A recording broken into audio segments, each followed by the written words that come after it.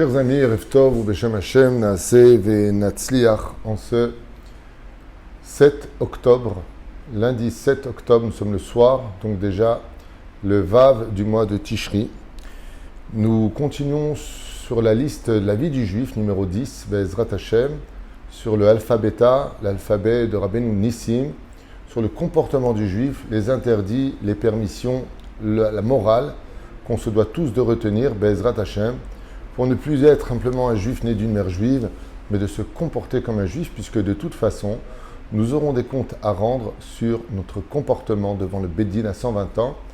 Alors là, on a Yom Kippour qui arrive à grands pas, mais il faut savoir que ce cours et cette série de cours doit s'étudier toute l'année, puisque ça concerne tous les interdits journaliers, la vie du Juif. Nous sommes dans le numéro 10. Je rappellerai une fois de plus qu'il est impératif de les regarder dans l'ordre, puisque nous traversons en même temps une moralité à travers ces cours qui sont non seulement intéressants, mais vitales pour la vie de chacun de nous, à savoir le code de la route pour un juif, le code du bonheur, celui qui nous emmènera, Be'ezrat Hashem, non seulement à la Géoula, mais surtout à retrouver une sérénité, une paix, et surtout au-dessus de tout, eh bien, la gloire d'avoir été un juif qui a battu son Yetzer Hara, qui a contrôlé ses pulsions, ses émotions et qui a réussi sa vie. Laisser un bon nom sur terre est la plus belle couronne qu'on se doit tous d'atteindre pour quitter ce monde dans la gloire, dans ce monde et dans l'autre.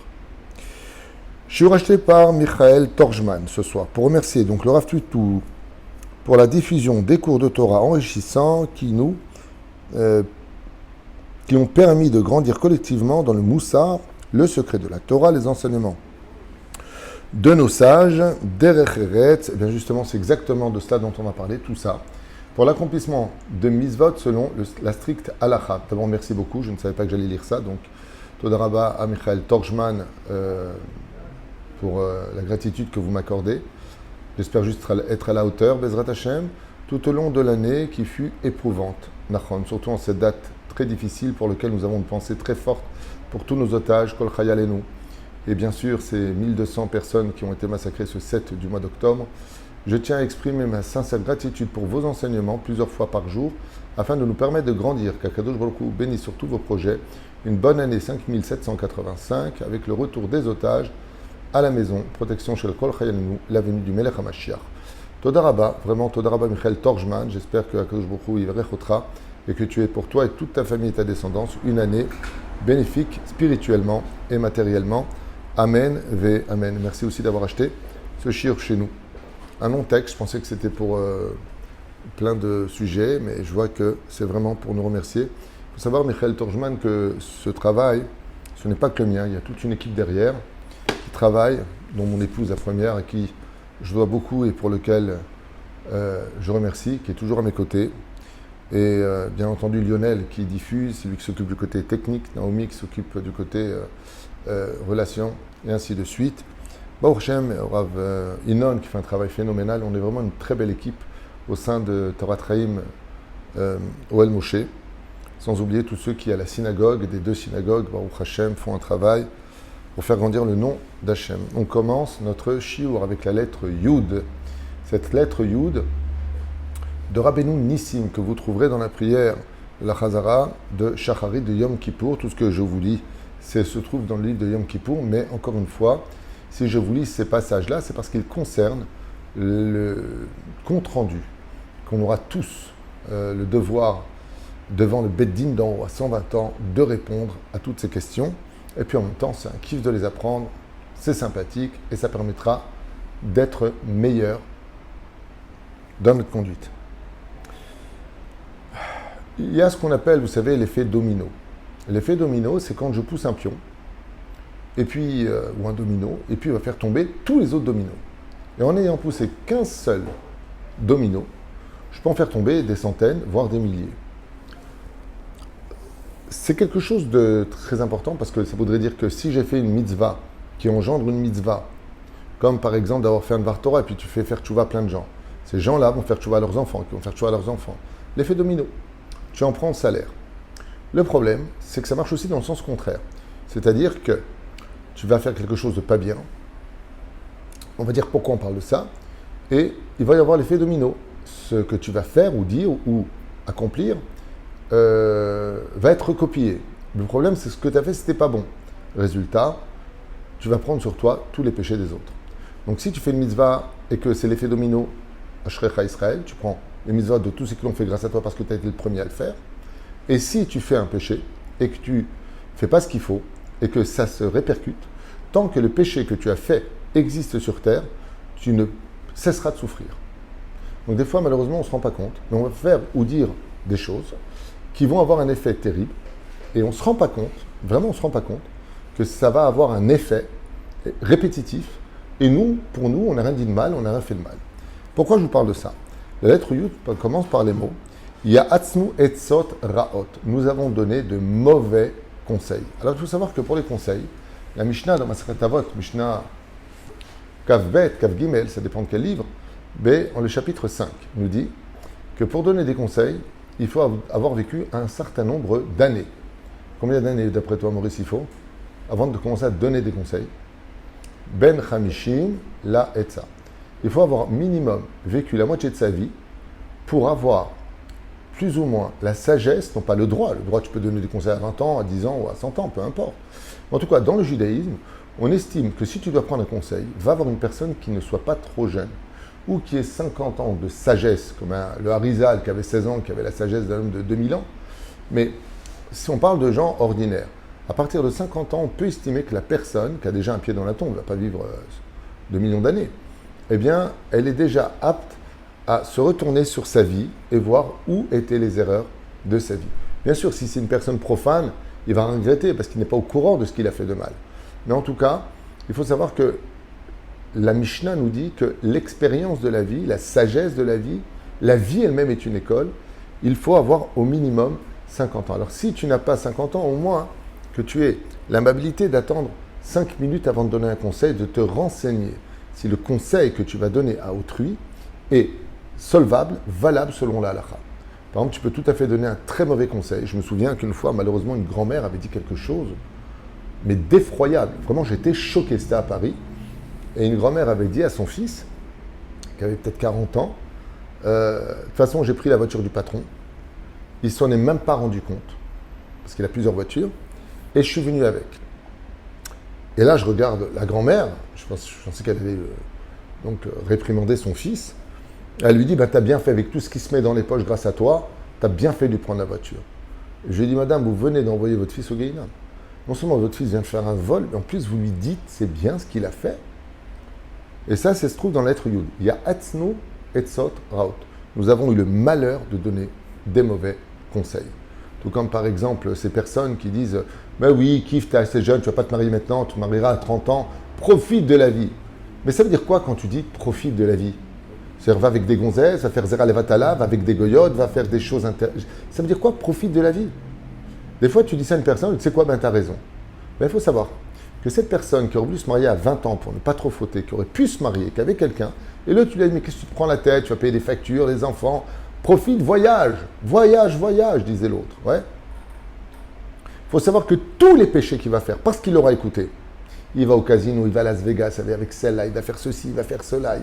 Hachem Ishmor, ce qu'il va faire. Fumer le Shabbat, je ferai tchouba plus tard.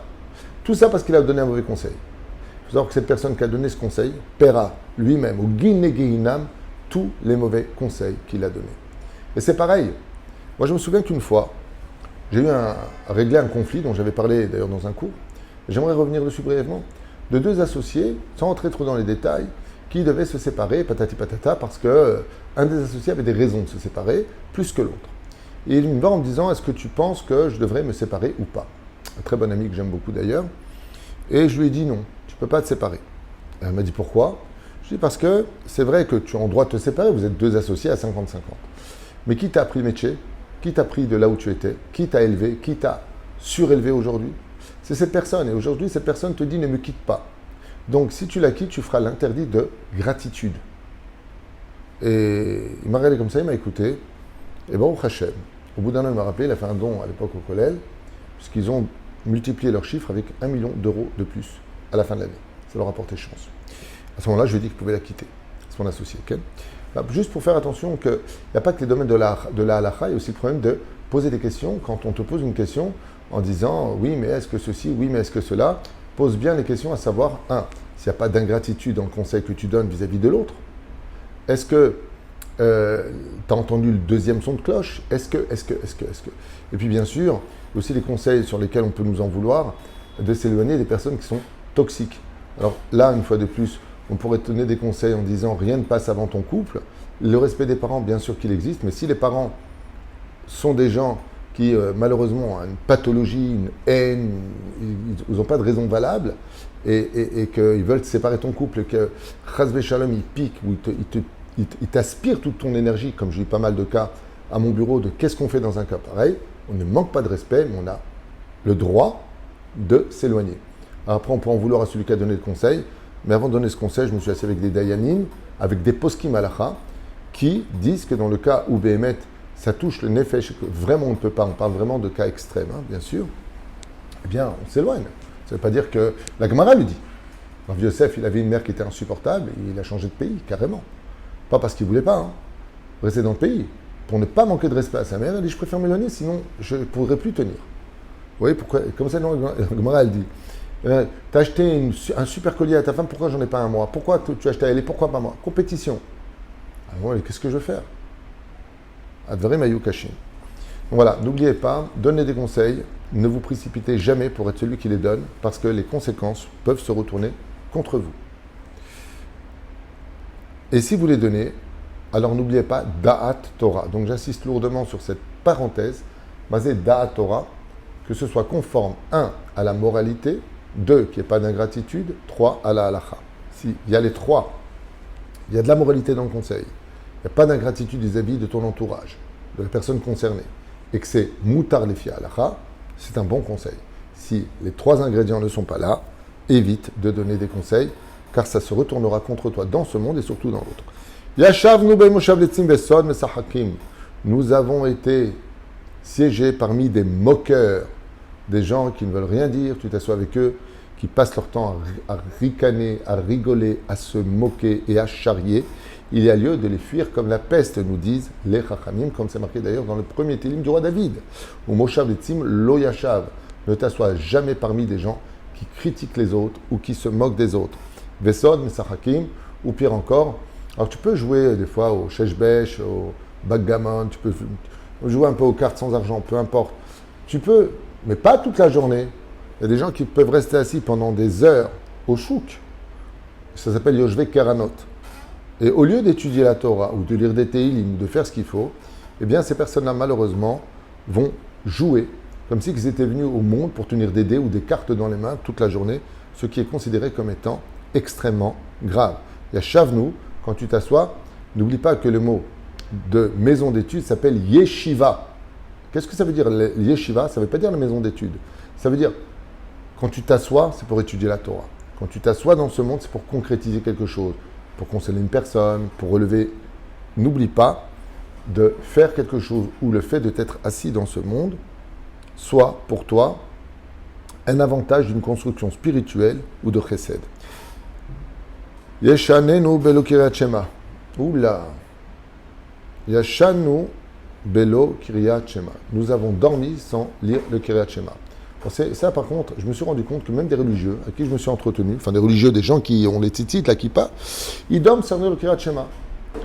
Alors, j'ai fait un cours qui s'appelle Kiryat Shema Lamita, je vous conseille de le voir, et vous verrez qu'après avoir écouté ce cours, vous ne dormirez plus jamais sans faire votre Kiryat Shema au lit avant de dormir, puisque ça enlève l'aïnara, les mauvais esprits, les démons qui sont autour de nous, et bien d'autres choses, hormis le fait que ce soit une mitzvah, de s'endormir avec des paroles de Torah, d'où le but de Kiryat Shema à la Mita. Et donc, il y a Shanu Belo Kiryat Shema. Nous avons osé dormir sans dire le Kiryat Shema. Pourquoi? On était sur nos portables à regarder des séries sans fin.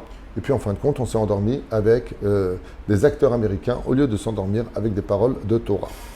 Yashav Beta Knesset, Bega Vavabouz.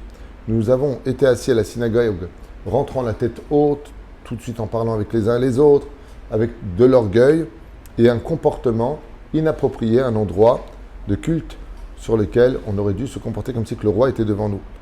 Et donc, une jambe sur l'autre, et on parle avec celui-ci, et on parle avec celui-là. Velo Samu Mora, Shrina Kenegede Nenu, au lieu de comprendre que la Shekhinah est devant nous, et quand on rentre dans la synagogue, on doit rentrer, certes avec joie, aval, les fanav, be'ira va fahad, Lefanav na avod be'ira vafachad. Devant toi, on viendra be'ira dans la crainte, vafachad et la peur. Pourquoi?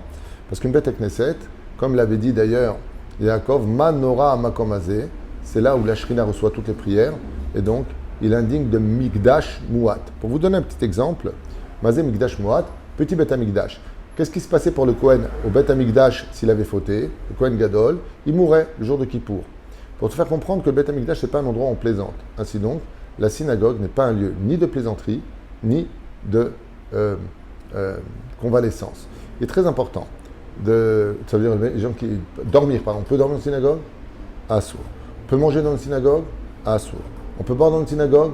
Assour. Sauf si tu es en train d'étudier la Torah, si le proposant de la Torah, dans ce cas-là, on peut permettre un Talmid Chacham de manger.